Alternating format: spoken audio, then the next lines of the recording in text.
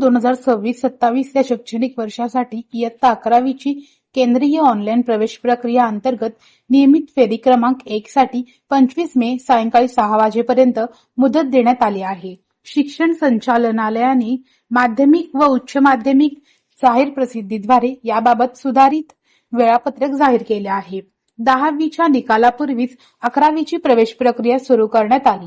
Form 1 भरण्यासाठी विद्यार्थ्यांना आवाहन केले आहे. त्यानुसार विद्यार्थ्यांनी फॉर्म 1 भरला असून निकाल लागल्यावर फॉर्म 2 भरून महाविद्यालय निवडण्याची प्रक्रिया सुरू झाली आहे. दिनांक 5 जून 2026 रोजी सायंकाळी 6 वाजता दुसऱ्या फेरीचे वेळापत्रक जाहीर होईल. 6 जून रोजी सकाळी 11 वाजता रिक्त जागा प्रदर्शित केल्या जातील. विद्यार्थी, पालक व कनिष्ठ महाविद्यालयाच्या प्राचार्यांनी या सुधारित वेळापत्रकाची नोंद घेण्याचे आवाहन शिक्षण संचालकांनी केले आहे. महाविद्यालय निवडण्याच्या पहिल्या दिवशी तांत्रिक कारणामुळे विद्यार्थी व पालकांना अर्ज भरता आला नाही. त्यामुळे शिक्षण संचालनालयाने 25 मे पर्यंत 1 दिवसाची मुदत वाढविल्याचे शिक्षण संचालक डॉ.